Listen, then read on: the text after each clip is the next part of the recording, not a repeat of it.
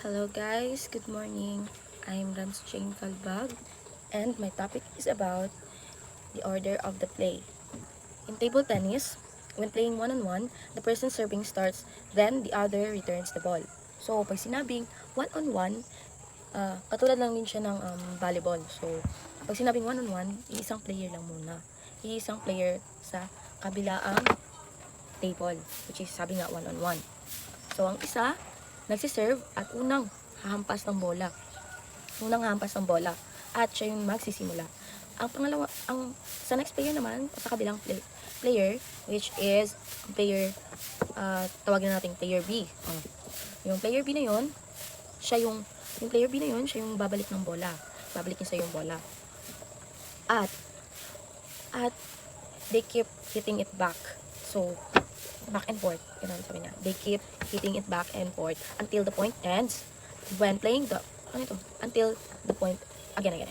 And they keep hitting it back and forth. And they keep hitting it back and forth. So, pag, halimbawa, si player 1 or si player A, siya yung nagsiserve ng bola. So, na-hit niya ng bola, pupunta kasi siya yung nagsistart ng game. Siya yung mag-hit ng ball una or magsiserve. Then, pag napunta na kay B, babalik niya na naman kay A, back and forth. Yun, ang sinabi niya. So, tuloy na yun hanggang mag-end na yung game. Or, sa point ends. Yun na nga, sinabi niya. So, dito tayo sa pangalawang or doubles. In playing doubles. So, sa doubles, syempre dalawa yan. Meron tayong tigdadalawang player sa each team. And then, sabi dito, the server starts, the opposite player returns. Then the server's teammate hits. Then followed by the receiver's teammate. Then lastly, this same hitting order continues to the rest of the point. Ang sabi dito, kapag sa dalawahan ng doubles yan, ang magsiserve ng unang hampas ng bola yung nasa tapat niya.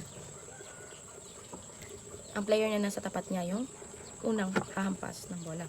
Or, sabihin na natin ulit, player A, player B. And then, yun yung unang magsiserve ng bola. Yung nasa tapat niya, which is, ipapasa niya sa, or ihahampas niya sa nasa front niyang player. Which is yung kalaban niya. At, pagkatapos,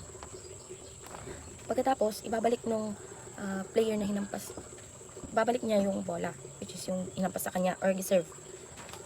Tapos, ang teammate na magsiserve and hahampas naman ng bola. Teammate naman na papasa ng bola o magsiserve na naman is yung kabilang team, which is yung hinampasan ng player A. Ganun.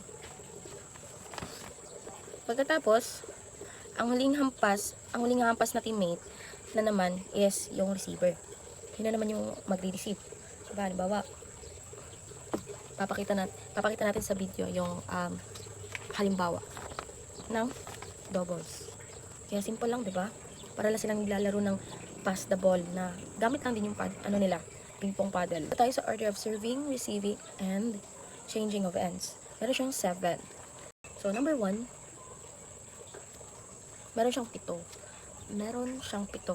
So, number 1, the right to choose the initial order of serving, receiving, and end shall be via a toss of coin.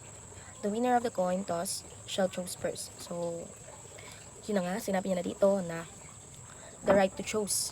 Kasi dito tayo sa order of serving. So, the right to choose the initial order of serving. And end shall be via toss coin. Toss coin, guys. So, mag-base sila sa toss coin. Kung sino ang maunang maglalaro. Sino magde-decide. Kung sino mauuna maglaro. Yun ang sabi. When one player or pair has made a choice, the other player or pair shall have the other choice. So, dito, kapag daw ang isang player or yung pair sa doubles na naka-decide na kung ano yung choice nila, naka-decide na sila kung anong choice nila, yung isang player or yung yung another player is sila mag-ano nung choice may other choice na sila dun sa pangalawang decisions nila. Number 3, after 2 points have been scored, the receiver shall become the new server, and the process is repeated until the end of the game. Except now, if both players or pairs gain 10 points, or when the expedite system is in process, of which the sequence of serving and receiving shall stay the same, but a player shall serve for only 1 point per service round.